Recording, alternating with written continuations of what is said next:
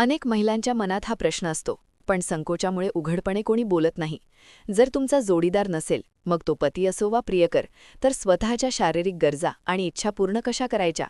आज आपण याच महत्त्वाच्या आणि नाजूक विषयावर अतिशय मनमोकळेपणाने बोलणार आहोत. नमस्कार सर्वांना, मी डॉक्टर वर्षा माने. माझ्या चॅनलवर तुमच्या सर्वांचे खूप खूप स्वागत आहे. आजचा हा व्हिडिओ खास त्या महिलांसाठी आहे ज्यांचे पती नाहीत, प्रियकर नाही किंवा ज्यांचे कोणतेही प्रेम संबंध नाहीयेत आणि ज्यांना कोणासोबतही असेच तात्पुरते संबंध ठेवायलाही आवडत नाही. पण काय अशा स्त्रियांना शारीरिक इच्छा नसतात किंवा अशा मुलींना स्वतःला सुख मिळवण्याची इच्छा नसते का? मुख्य विषय: स्त्री आणि पुरुषांच्या शरीरातील फरक. जसे पुरुष उत्तेजित झाल्यावर त्यांच्या गुप्तांगाला घासतात, तिथे घर्षण निर्माण करतात आणि तोच त्यांच्यासाठी आनंद मिळवण्याचा एकमेव मार्ग असतो. पण महिलांचा हा मार्ग पुरुषांपेक्षा थोडा वेगळा आहे. स्त्रिया एक नाही तर अनेक ठिकाणांहून आनंद मिळवू शकतात. निसर्गाने, देवाने त्यांना तशीच रचना दिली आहे. महिलांची क्लिट ही सर्वात प्रभावी जागा असते आणि तिला उत्तेजित करण्याची पद्धत महिलांसाठी सर्वात परिणामकारक असते. महिलांना आनंद मिळवण्याच्या जेवढ्या जागा असतात त्यामध्ये पहिल्या क्रमांकावर असते क्लिट. जर क्लिटला उत्तेजित केले नाही तर तुम्ही प्रत्यक्ष किंवा अप्रत्यक्षपणे काहीही म्हणा, जेव्हा पुरुष जोडीदार संबंध ठेवतात आणि ते योग्य स्थितीत आणि योग्य दिशेने असते, तेव्हाच त्या दरम्यान महिला जोडीदाराच्या क्लिटला उत्तेजना मिळते. मग जर एखाद्या महिलेचा प्रियकर नसेल, ती कोणाशीही जोडलेली नसेल किंवा तिचा पती नसेल, कदाचित आधी होता पण आता नाही, तर त्या महिलेने काय करावे? तिने तात्पुरते संबंध बनवावेत का? अजिबात नाही. यामुळे अनेक समस्या उद्भवू शकतात, विशेषतः लग्नाआधी. लग्नाआधी असे संबंध अनेकदा घातक ठरू शकतात, जसे की असामान्य गर्भधारणा, गर्भपाताचा धोका, संसर्गाचा धोका आणि यासोबतच मानसिक ताण अधिकचा मिळतो.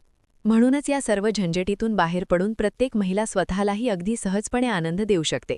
कसे?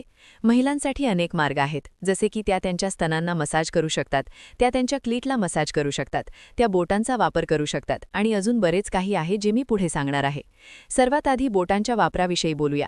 बघा, या पद्धतीमुळे महिला अनेकदा घाबरलेल्या असतात, सहमलेल्या असतात की त्यांना काही नुकसान तर पोहोचणार नाही ना, पण असे काहीही होत नाही.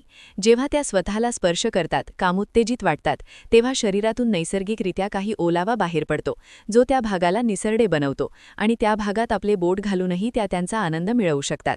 हा झाला पहिला मार्ग. दुसरा मार्ग म्हणजे आत काहीही घालण्याची गरज नाही, कारण महिलांचा मुख्य भाग बाहेरच असतो आणि तो म्हणजे क्लिट. क्लिट शरीराच्या बाहेर असते, त्यामुळे तुम्हाला हवे असल्यास त्या क्लिटच्या भागाला उत्तेजित करू शकता. तुम्ही तिथे हलक्या हाताने मसाज करू शकता. क्लिट कुठे असते हे मी माझ्या अनेक व्हिडिओजमध्ये सांगितले आहे. जर तुम्हाला माहीत नसेल तर तुम्ही गुगलवरही शोधू शकता. तुम्हाला चित्रावरून सहज समजेल. जेव्हा तुम्ही क्लिटला घासता तेव्हा नेहमी खोबरेल तेल किंवा एखादी चांगली शरीराला लावायची मलम वापरा. मी याबद्दलही अनेक व्हिडिओजमध्ये सांगितले आहे. तुम्ही ते वापरून पाहू शकता. कारण तिथली त्वचा खूप नाजूक आणि पातळ असते.